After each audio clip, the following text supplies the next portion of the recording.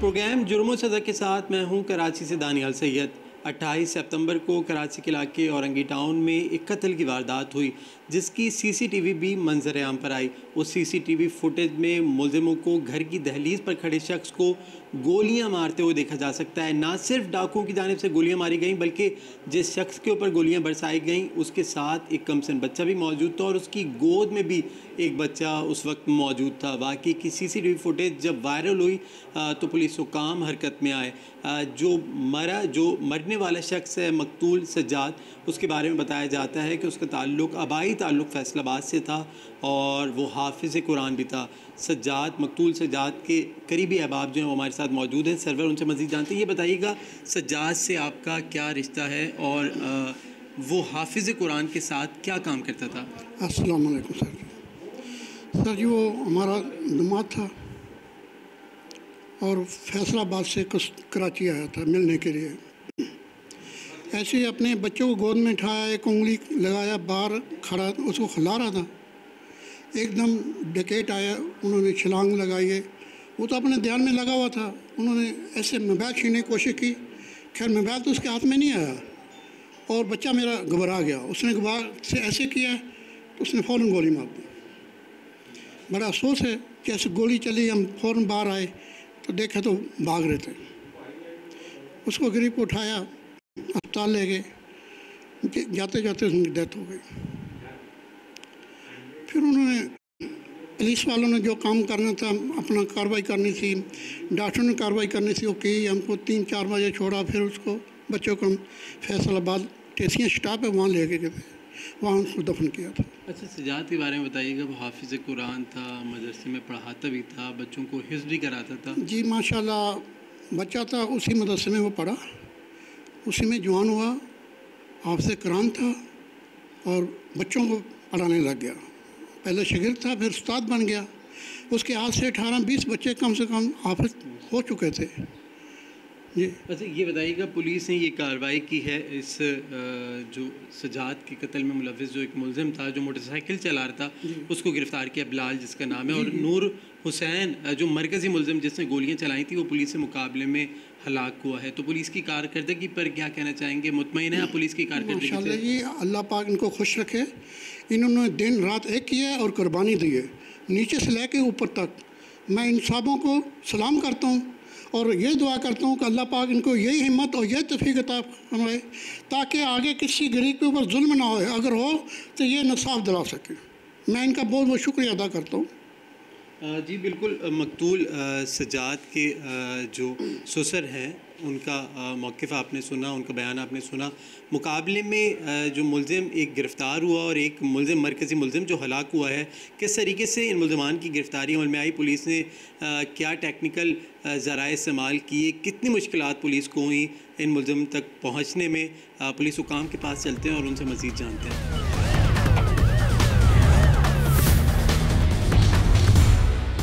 आज बिल्कुल Orangi town Iqbal market थाने की हदूद में चंद दिन कबल फायरिंग का वाक़या रूनुमा हुआ था। घर की दहलीज पर एक शख्स को डाकुओं ने लूट मार के दौरान फायरिंग करके कत्ल किया और घर की दहलीज पर जिस शख्स को कत्ल किया गया उसके हाथ में बच्चों को भी देखा जा सकता है।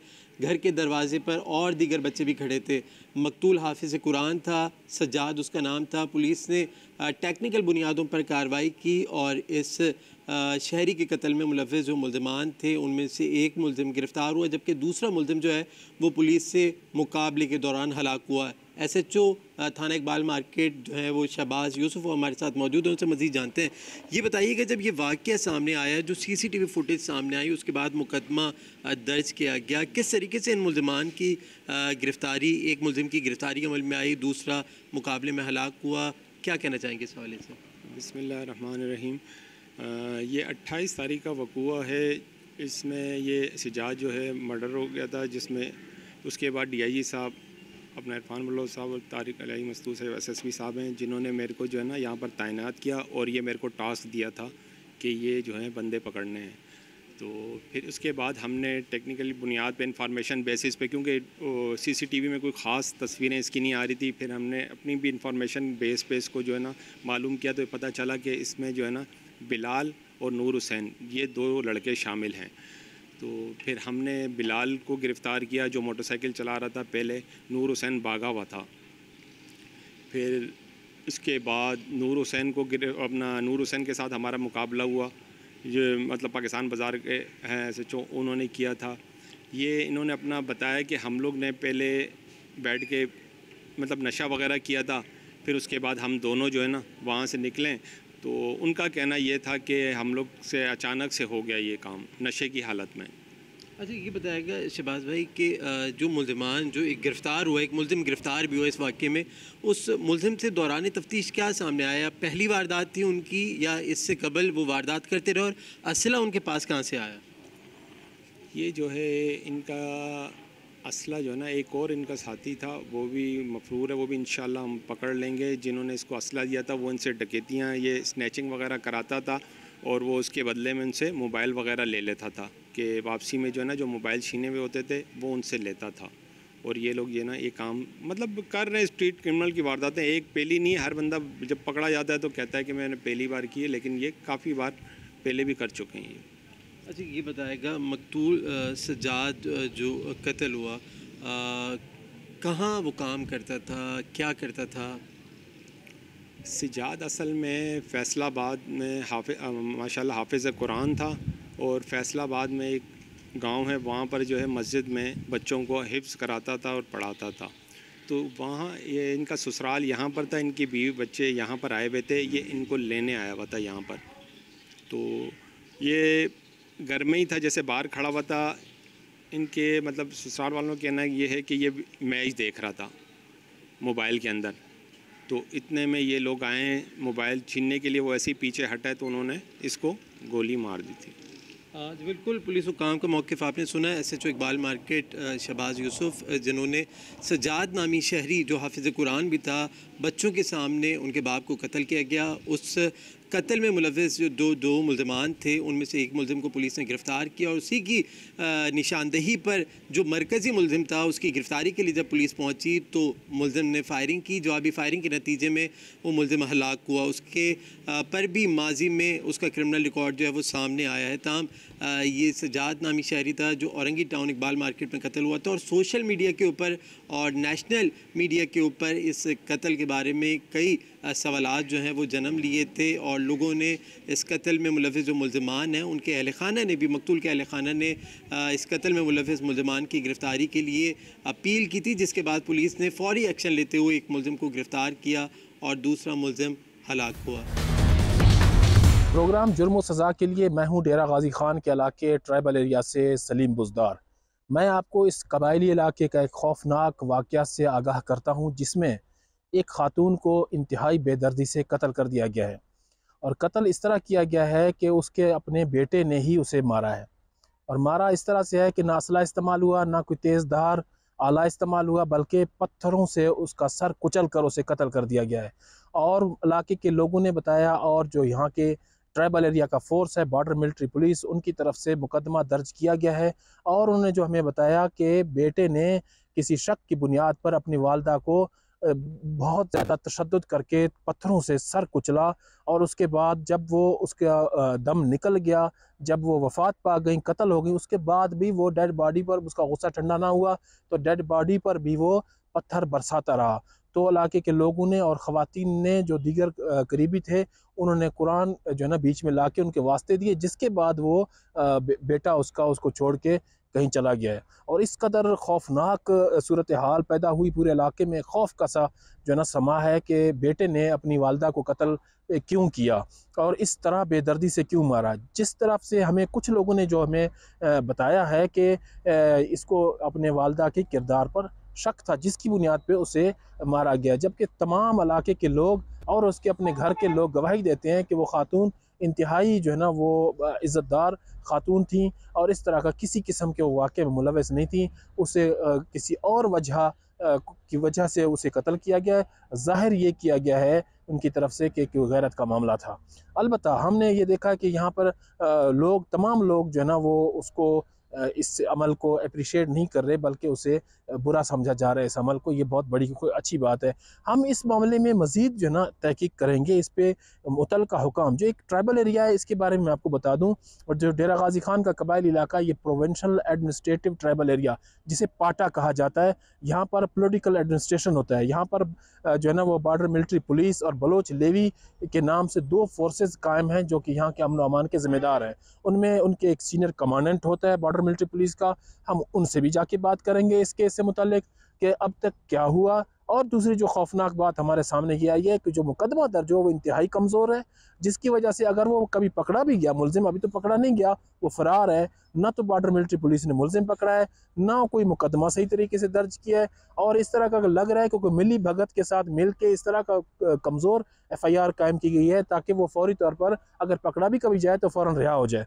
दूसरी तरफ मैं आपको यहाँ पर ये बताऊँ कि जो ट्राइबल एरिया है ये डेरा गाजी खान डिस्ट्रिक्ट का 52% रकबे पर मुश्तमिल है, जबकि आबादी इसकी सिर्फ 3 लाख है, और वो भी फैली हुई आबादी है। पहाड़ी सिलसिले हैं, दूर दराज के इलाके हैं। यहाँ पर बताया यह गया है कि मुलजिम किसी भी इलाके में जाकर दीगर किसी वडेरे में जो कबाइल का सेटअप है किसी के घर में पनाह ले लेता है, जिसके बाद बॉर्डर मिलिट्री पुलिस इसी इलाके की फ़ोर्स है, इसी इलाके के लोगों को ही इसी में तैनात किया जाता है, इसी वजह से ताकि वो फौरी तौर पर पहाड़ों में जाकर कार्रवाई करके मकामी कबायली जो सरदार हैं, जो वडेरे हैं, उनके ज़रिए से उसे गिरफ़्तार किया। मगर अब काफ़ी वक्त गुजर गया है, कोई भी गिरफ़्तार नहीं हुआ, और न सिर्फ गिरफ़्तार नहीं हुआ बल्कि वो FIR भी कमज़ोर हो गई और उसका पोस्टमार्टम भी नहीं किया गया, और उसे फौरी तौर पर वहाँ लोगों ने, इलाके के जो रिश्तेदार अजीज़ थे, वो उन्होंने फौरी तौर पर उसे जाके दफन कर दिया और मामले को रफ़ा दफ़ा कर दिया गैरत का नाम देके। तो इस पे मज़ीद तहकीकात भी हो रही हैं, लेकिन हम जाएंगे अथॉरिटी से बात करेंगे। पहले हम जाके बात करेंगे जो इस ट्राइबल एरिया का पॉलिटिकल असिस्टेंट है उससे, उसके बाद हम बात करेंगे जो सीनियर कमांडेंट हैं बॉर्डर मिलिट्री पुलिस के सीनियर कमांडेंट साहब से, उनसे भी इस मामले में पूछेंगे। अब हम आए हैं ट्राइबल एरिया के जो फोर्स है बॉर्डर मिलिट्री पुलिस, उनके सीनियर कमांडेंट मोहम्मद उस्मान खालिद के पास। इनसे इस वाक़े से मुतल्लिक पूछते हैं कि इस वक्त तहकीकात कहाँ पर पहुँची हैं और मुलजिम फ़रार है और ये वाक़या कैसे हुआ है। जी बहुत शुक्रिया। देखें, जो हमारे पास इब्तदाई इतलात हैं, जो तफ्तीश के मुताबिक जो मुलजिम ने पत्थरों के वार करके अपनी जो है वालदा उनको हलाक किया है, और इस वक्त जो है मुलजिम वो यहाँ से फ़रार होके इतलात के मुताबिक बलूचिस्तान जा चुका है। हमने रिसेंटली गवर्नमेंट ऑफ पंजाब से रिक्वेस्ट किया है कि बलूचिस्तान गवर्नमेंट से मैटर टेकअप किया जाए और वहाँ से मुलजिम को हमारे हवाले करने में हमारी मदद की जाए, ताकि हम उसको अपनी तफ्तीश को मुकम्मल करके चालान पेश करें और उसको कानून के मुताबिक करार वाक़ई सज़ा दी जा सके। तो सर उसको क्यों कत्ल किया गया, पहली बात। दूसरी बात यह है कि वो उसकी पोस्टमार्टम क्यों नहीं की गई। उसका जो हमारे पास इतलात हैं वो ये है कि जो अभी तक तफ्तीश में सामने आया कि गैरत के नाम पे बेटे ने अपनी मां को कत्ल किया है। और जहां तक पोस्टमार्टम का ताल्लुक है, पोस्टमार्टम के लिए जब उनके फैमिली के वर्षा से हमने रब्ता किया तो उन्होंने इस हवाले से दरख्वास्त देने से इनकार किया, क्योंकि वो पोस्टमार्टम नहीं करवाना चाहते थे। और हमारी पॉलिसी के मुताबिक अगर वर्षा पोस्टमार्टम ना करवाना चाहें तो हम ज़रूरी नहीं समझते कि पोस्टमार्टम किया जाए।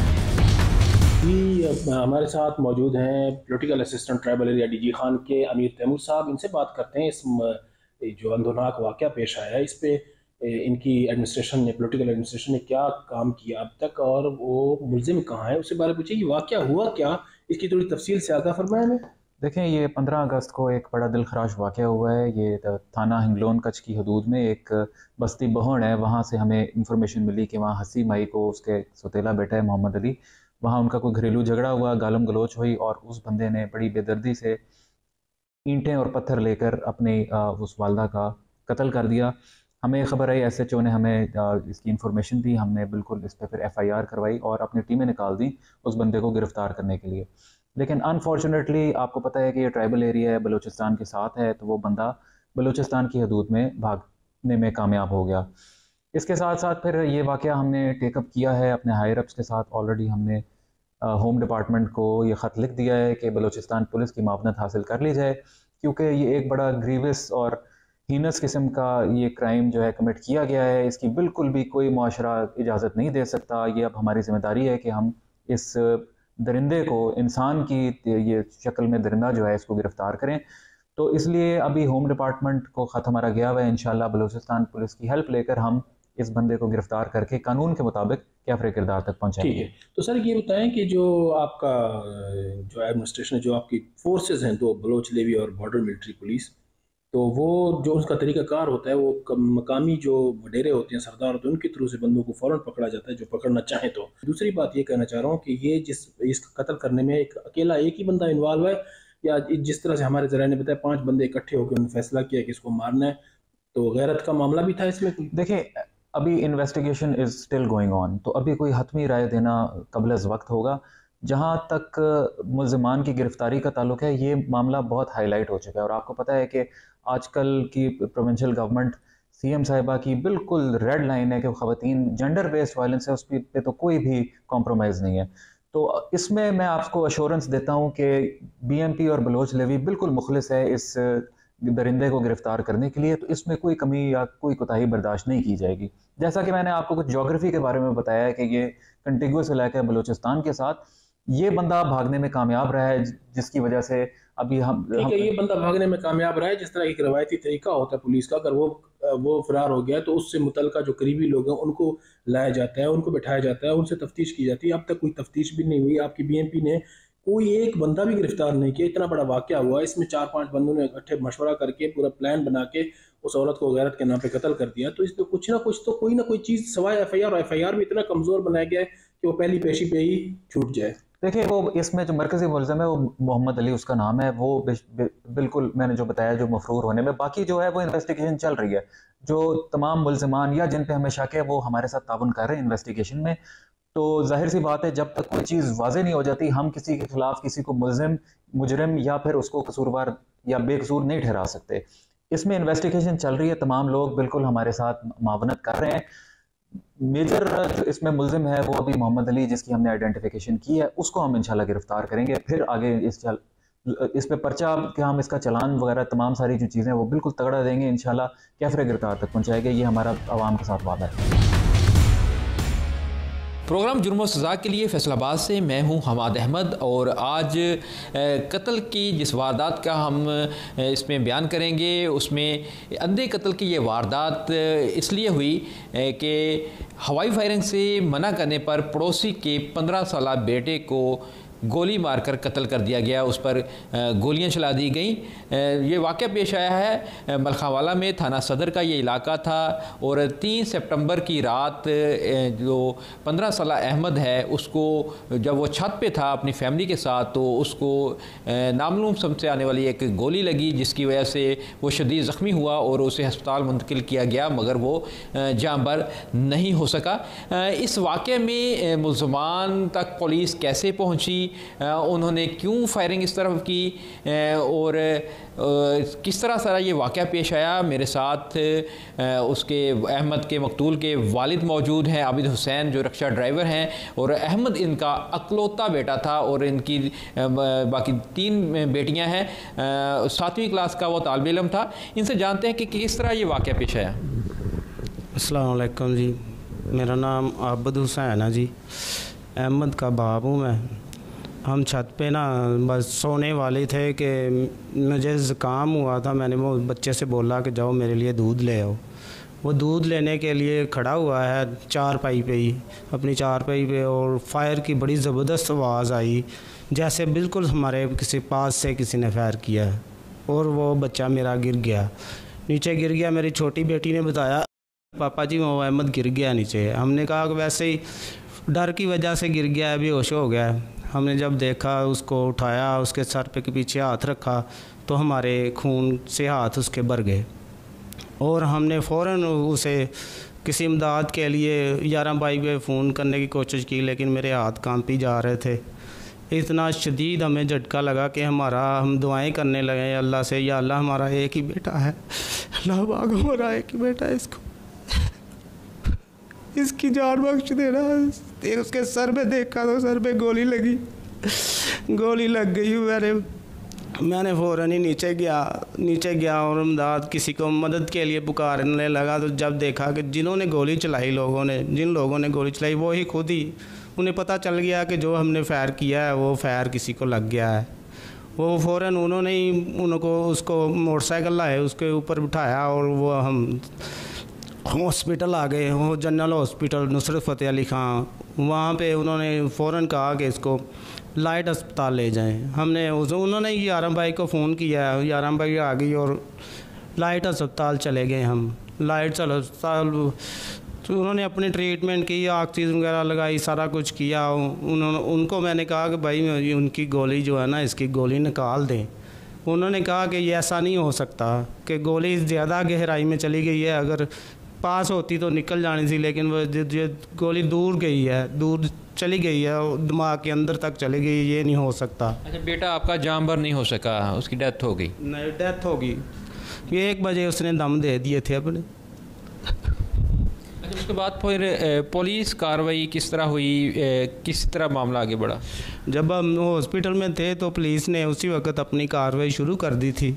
उसी वक्त वही लड़के के साथ जिन्होंने फायर किया, जो साथ बैठे हुए थे उनके, वही लेकर उनको घर गए हैं। घर मेरी बीवी से पूछा कि किसने किया ये फायर, मैंने तो कहा था कि नहीं, हमें नहीं मालूम, लेकिन मेरी बीवी को साफ पता था। उन्होंने कहा कि साथ वालों, ये डेरे वाले यही फायरिंग करते हैं, इन्होंने ही फायर किया है। वो जो लोग हैं, वो साथ जो आपके पड़ोसी थे, वो अक्सर फायरिंग करते रहते थे? हाँ जी, वो डेरे वाले अक्सर फायरिंग करते ही रहते थे। अच्छा, उनको साथ वालों ने भी एक दिन मना किया था, लेकिन वो यानी कि लड़ाई पे आ जाते थे, उन्होंने वो नहीं मना होते थे। इसमें वाक़या में जो मुकदमे में अब नामज़द मुल्ज़मान हैं, इब्तदाई तौर पर वही इनके साथ हो लिए और इनके ज़ख्मी बेटे को अस्पताल लेके पहुंचे थे, और जब पुलिस की कार्रवाई शुरू हुई तो उसमें भी वो पेश थे। आगाज़ में पुलिस ने उन अफराद को पकड़ा भी था, फिर बाद में छोड़ दिया था। उसको छोड़ दिया था इस बिना पर कि उनके पास उनका कोई सबूत नहीं था।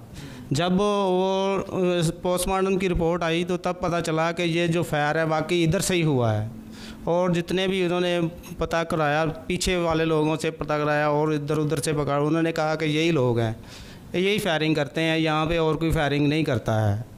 इब्तिदा में ये एक अंधी गोली के लगने के वाक़े के तौर पर सामने आया था। अब पुलिस की जब तफ्तीश शुरू हुई तो फिर मुल्ज़मान को पहले तो पकड़ लिया गया था। आसपास से जो हमसाये थे, दीगर अफराद थे, उनसे पूछा गया तो उन्होंने ये बताया था कि ये अफराद जो हैं रूटीन में यहाँ पर हवाई फायरिंग करते रहते हैं, लेकिन बाद में पुलिस ने उनको छोड़ दिया। और जब पोस्टमार्टम रिपोर्ट आई तो उससे समत का तयन हुआ कि किस सिमत से जो गोली जो है वो उस बच्चे को लगी थी और उसकी डेथ हुई। तो उसके बाद पुलिस ने दोबारा उन मुल्ज़मान को पकड़ा, और फिर क्या आगे कार्रवाई? जब उन्होंने उसको पकड़ लिया उन दोनों को, उनको तो पहले वो नहीं मान रहे थे, जब उसको थोड़ा सा उन्होंने ज़रा सख्ती की तो फिर वो मान गए कि हमसे ही फायर हुआ है। उसके एक था शाह उधर ही पास इनके, वो ना एक हारून और एक इमरान। एक इमरान, एक शाह था, एक उनका मुलाजिम इम्तियाज़ था। वो उन्होंने जो बताया उन्होंने सारा हमारे सामने भी बताया, और शाह ने भी बताया, और इमरान जो है ना उसने भी बताया कि पुलिस के सामने आप ही मौजूद थे, उन्होंने इतराफ़ किया था कि हमने ऐसे इनसे हारून से फायर हुआ है। तो जो इसमें एफआईआर हुई इक़दाम कत्ल की, उसके बाद फिर ततिमा बयान आया, उसमें यही था कि वो हवाई फायरिंग से मना करने की भी रंजिश थी उनको। हाँ जी, हम कहते रहते थे, शायद यही उन्होंने हमारे घर की तरफ करके, क्योंकि खड़ा हो गया, जब बच्चा खड़ा हो जाता है ना उसके ऊपर, चारपाई के ऊपर, उधर से साफ नज़र आता है, बस उन्होंने। अच्छा, अब पुलिस ने मुल्ज़मान को पकड़ लिया, जो पुलिस ने अब कार्रवाई की है, आपको क्या उम्मीद है, आपको इंसाफ मिलेगा? जो कार्रवाई आगे तफ्तीश हुई है, आगे बढ़ रही है, तो इससे क्या उम्मीदें आपकी? उम्मीदें तो ये है, अब कुछ उम्मीद नहीं है कि कुछ होगा, क्योंकि वो बासर लोग हैं। कल उनकी ज़मानतें, आज कल मेरे पास आए थे, वो उन्होंने बंदे को भेजा और कहा कि 2 लाख रुपया ले लो साढ़े कोलों ते तुसी चुप कर जाओ, ते अपने ना वो यानी कि असी ज़मानत रखा ली ओदी ज़मानत। आबुल हुसैन का ये कहना है कि जो मुल्ज़मान हैं उनकी जानब से 2 लाख की पेशकश की जा रही है। इनके अकलौते बेटे की 15 साल की उसकी जो जान गई है उसकी कीमत वो 2 लाख रुपए लगा रहे हैं कि ये केस की पैरवी ना करें और पीछे हट जाएं। हाँ जी, अच्छा, अब क्या आप जो समझते हैं कि कहाँ पे कमी है जो आपको इंसाफ की उम्मीद नहीं है? पुलिस ने तफ्तीश करके मुसलमान को जेल तो असला उनसे बरामद नहीं हुआ। असला अगर बरामद हो जाता, उससे रिकवरी हो जाती असले की, तो फिर हमें उम्मीद थी कि कुछ हो जाना है, लेकिन उन्होंने असला ही रिकवर नहीं हुआ इनसे। ये अब नहीं हो सकता कि बस वो उन्होंने अपना रिमांड लाने के लिए उन्होंने ड्रामा किया, हमें हार्ट अटैक हो गया, मुझे ये हो गया, मुझे वो हो गया, कि रिमांड ना ले सके। जज ने 2-3 बार इन्होंने रिमांड की कोशिश की है, लेकिन उसने ना रिमांड नहीं लेने दिया उसका, जज ने। जो अबू हुसैन हैं वो इस हवाले से उनको ज़्यादा उम्मीद नहीं है, उनके अपने तहफ़्फ़ुज़ात हैं कि क्या क्या मामलात हैं। इस हवाले से पुलिस क्या कार्रवाई कर रही है, किस तरह मुसलमान को गिरफ़्तार किया गया, किस तरह उनको ट्रेस किया गया, उन तक पहुंचा गया, और फर्दर क्या कार्रवाई हो रही है, ये जानने के लिए हम पुलिस से रब्ता करते हैं।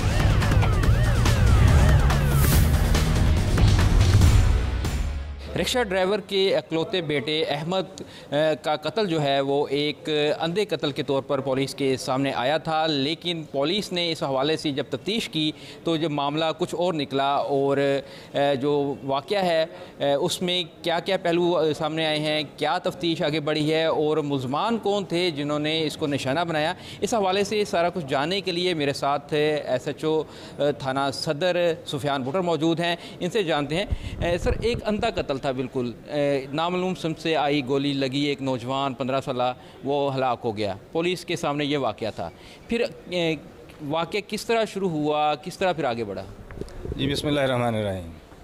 3 सितंबर 2025 रात तकरीबन 8 बजे के राउंड अबाउट हमें वज़ीरा 15 कॉल मसूल हुई कि मलखावाला ज़हरा ब्लॉक में जो है वो एक ब्लाइंड गोली से जो है एक बच्चा ज़ख्मी हो गया है। मैं अपनी टीम के हमरा वहाँ मलखावाला ज़हरा ब्लॉक में पहुँचा। मेरे सीनियर अफसरान DSP साहब और SP साहब भी पहुँचे। तमाम तर वक़ूआ जो देखा है, बच्चे को रेस्क्यू किया गया, उसे अलाइड हॉस्पिटल फैसलाबाद भिजवाया गया इलाज मुआलजे के लिए। सर में गोली थी, बच्चा जो था वो शदीद ज़ख्मी था। वहाँ पे इलाज मुआलजा के लिए भी हमने काफ़ी हेल्प किया, डॉक्टर्स के साथ हम राब्ते में रहे हैं, लेकिन बच्चा जो है वो ज़ख्मों की ताब ना लाते हुए अगले दिन जो है वो उसकी डेथ हो गई। मुकदमा जो पहले दिन है वो अक़दाम कत्ल के जो दफ़ात हैं उसके तहत दर्ज हुआ है। बच्चे की डेथ होने के बाद पहला मुकदमा दर्ज हुआ था वो नामालूम अफराद के ख़िलाफ़ ही दर्ज हुआ था। जी बिल्कुल, नामालूम अफराद के ख़िलाफ़ जो है ये अक़दाम कत्ल का मुकदमा दर्ज हुआ था। अगले दिन बच्चा जो है वो उसकी डेथ हो गई, तो उसमें 302 ताज़ीरात पाकिस्तान का जो है वो दफ़ा इजाद की गई। फिर वाक़या किस तरह, थोड़ा सा इसका बताइएगा कि किस तरह ये पेश आया, बच्चे को कैसे फ़ाया लगा, कहाँ पे था, और फिर आगे जो है वो ट्रेस किस तरह आपने किया? जी, उसको बच्चे को जब ये छत पे सोए हुए थे, वालिदैन भी इसके थे, 3 इसकी बहनें थीं और ये बच्चा था 14-15 साल अहमद, ये वहाँ छत पे थे। छत पे खड़ा हुआ है तो जो मलखावाला की साइड पे आबादी है वहाँ से जो है ना वो फायरिंग हुई है। एक फायर जो है बच्चे के सर में लगा है और इससे ये ज़ख्मी हुआ है। और ज़ख्मी होने के बाद जो है इस पे हमने काफ़ी लोगों को जो है ना वो जो उस साइड पे रहायशी थे, जो लोग रहने वाले थे, उनको हमने शामिल तफ्तीश किया। उनसे इब्तदाई तौर पर जो इसके वालिदैन थे उनकी जानिब से कोई आपसे उनसे कोई मिला कि किसी पे उन्होंने शुबा ज़ाहिर किया हो, कोई इन्फॉर्मेशन मिली थी कि, या उन्होंने इस हवाले से कोई कार्रवाई के हवाले से सुना था, हिचकिचाहट का भी शिकार थे कि कोई उनको मालूम नहीं था, अंधी गोली के हवाले से भी बातें की जा रही थी? जी, यहाँ पे जो है वो वालिदैन जो उसके थे इंतहाई गरीब थे और साथ उनका एक अकलौता बेटा जो है वो जाँ बहक हो चुका था, लेकिन वो इंतहाई खौफज़दा थे कि हम किसी के ख़िलाफ़ कार्रवाई नहीं करवाना चाहते। वो डरे हुए थे कि जिसने ये फायर मारा है वो ज़ालिम लोग हैं, हम किसी के ख़िलाफ़ कार्रवाई ही नहीं करवाना चाहते। लेकिन उसमें जो है पुलिस ने अपना पूरा रोल अदा किया, उनकी पूरी हेल्प की, उनकी FIR दर्ज की।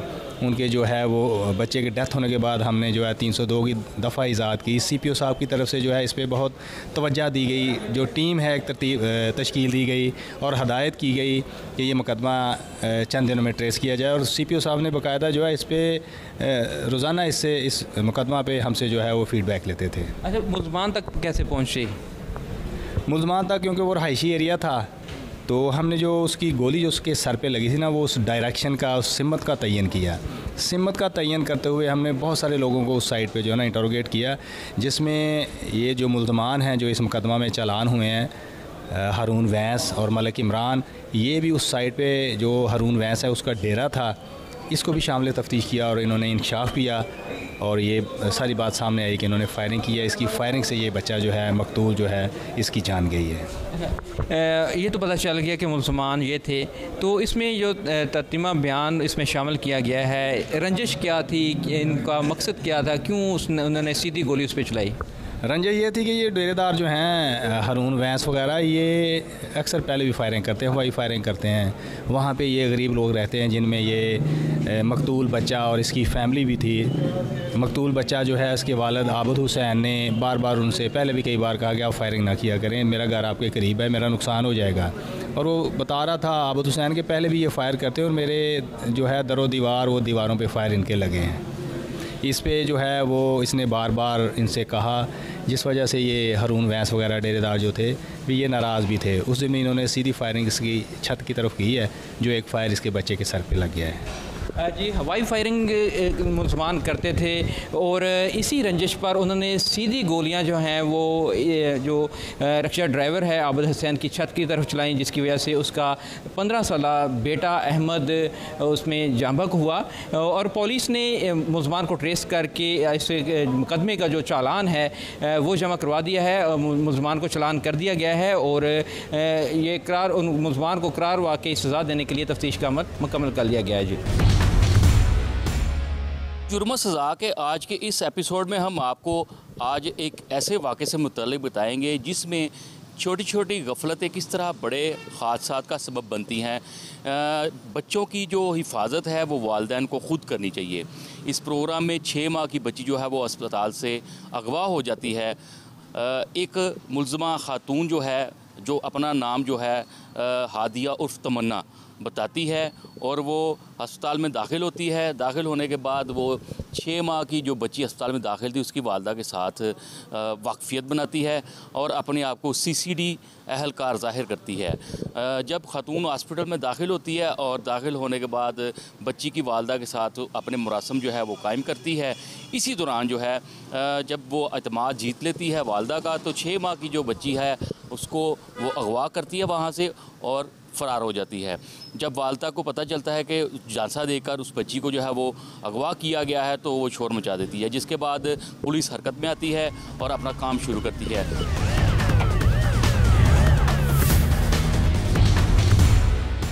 जी, जैसा कि मैंने आपको इस सारी कहानी में बताया कि कैसे एक खातून जो है ख़ुद को CCD अहलकार ज़ाहिर करके उस 6 माह की बच्ची की वालदा को अपनी बातों में उलझा कर वहाँ से उसको अगवा करके फ़रार हो गई।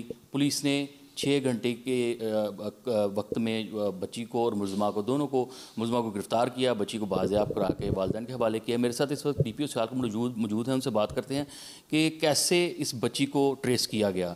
सर, ये बड़ा एक अजीब सा वाक़या है कि अस्पतालों में ऐसे वाक़यात होते रहते हैं और इसके अंजाम जो है, इसके जो नताइज होते हैं वो बड़े खौफनाक होते हैं, लेकिन इस बच्ची को बर वक्त आपने बाज़ियाब करा लिया। ये कैसे आपने किया 6 घंटों? थैंक यू वेरी मच जी। एक तो इसमें वालिदैन के लिए बड़ा वाज़ेह मैसेज है कि हम लापरवाही का मुज़ाहरा करते हैं, हम अपने बच्चों की कस्टडी किसी भी दूसरे अजनबी इंसान को कैसे दे सकते हैं।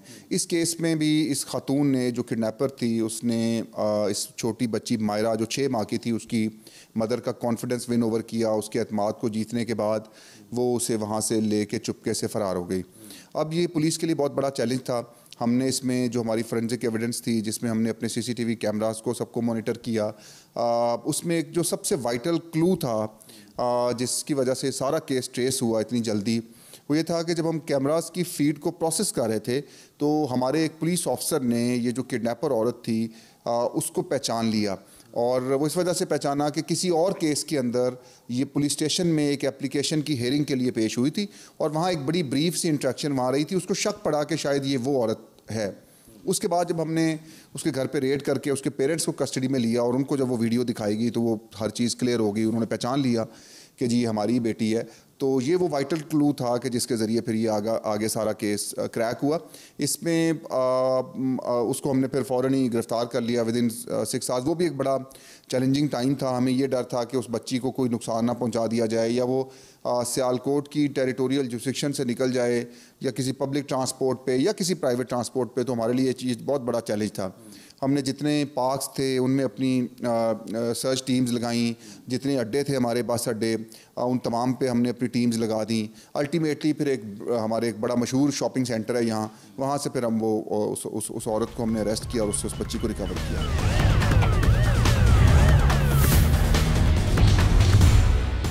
जी, मैं इस वक्त मौजूद हूँ थाना रंगपुरा के SHO मुबीन चीमा के पास। आइए उनसे बात करते हैं इस हवाले से कि 6 माह की मायरा सुहेल को कैसे बाज़याब्त कराया गया और मुलज़मा ने क्या क्या इंकशाफात किए, क्या मुलज़मा आदि मुजरम थी, क्यों ये वाक़या पेश आया, क्यों इस नहज तक इस खातून ने जो है वो पहुंची और ये कदम उठाया।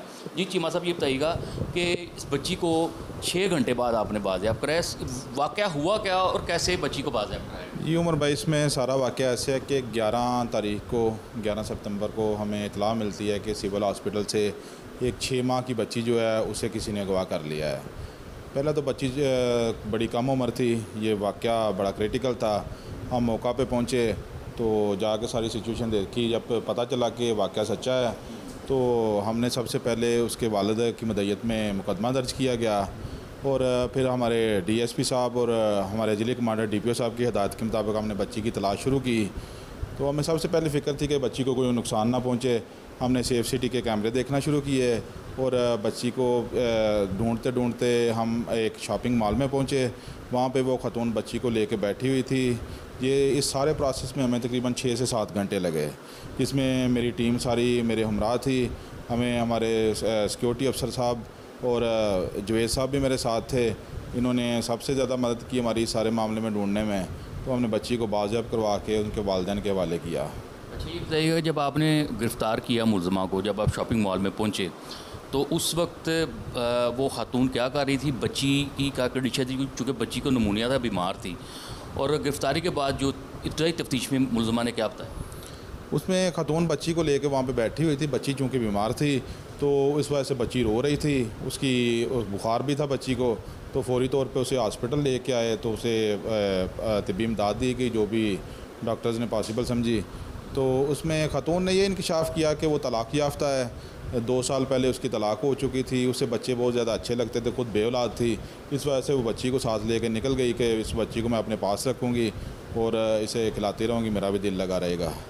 तो इस वजह से उसने बच्ची को अगवा किया। इसके अलावा उसका और कोई मोटिव नहीं था। तो इस वजह से उसने बच्ची को, और वालिदैन को हम यही मैसेज देना चाहेंगे कि किसी पे अंधा एतमाद ना करें। कोई आपके पास आके आपका एतमाद हासिल करके आपको कोई भी नुकसान पहुंचा सकता है। अपने बच्चों की कस्टडी अपने पास रखें और उन्हें कभी भी किसी के हवाले ना करें। अच्छा, ये तो आपने बताया कि चलें एक पब्लिक मैसेज आपने दिया है। ये बताइएगा कि ये कितने बजे दाखिल होती है अस्पताल में और कैसे बच्ची की वालदा के साथ ये अपनी वाकफियत बनाती है? ये बच्ची तकरीबन 5-6 दिन से खसरा और नमूनिया की वजह से हॉस्पिटल में दाखिल थी। तो ये खातून तकरीबन दिन 12 बजे हॉस्पिटल आ जाती है। खातून को बताती है कि मैं किसी सरकारी महकमे की एहलकार हूँ, तो उसे उसका एतमाद हासिल करती है। खातून जो 4-5 दिन से हॉस्पिटल में जाग रही थी, वो परेशान थी, तो बच्ची को संभालना भी मुश्किल होता है अकेली औरत से। तो एतमाद हासिल करके उसने बच्ची को उठा के खिलाना शुरू कर दिया। इसी इसना में वो जो बच्ची की वालदा थी वो सो गई, तो इसका फ़ायदा उठाते हुए बच्ची को लेकर निकल गई बाहर। अब हम बात करेंगे जो बच्ची के वालिद हैं, सुहेल अब्बास हमारे साथ मौजूद हैं। सुहेल, हमें बताइएगा कि आपको जब मालूम हुआ कि आपकी बच्ची जो है अगवा हुई तो आपकी इस वक्त क्या कैफियत थी? कैफियत बस इस तरह ही था कि जैसे पाँव से ज़मीन निकल गई है, क्योंकि कभी इस तरह का वाक़या ना कभी देखा था। बस सुनते थे फिल्म टीवियों पे, जब हमारे साथ हो गया था। लेकिन अल्लाह का फ़ज़ल है कि मेरी बेटी मुझे मिल गई है। हमारी पुलिस फ़ोर्स ने बहुत ज़्यादा ही अच्छी काम किया, उन्होंने बहुत ज़बरदस्त काम किया था उन्होंने। अच्छा, बताइएगा कि आप चूँकि आपके साथ जो वाक़या हुआ है, आप आइंदा के लिए जो वालिदैन हैं जो बच्चों के, उनको क्या पैगाम देना चाहेंगे इस बारे में?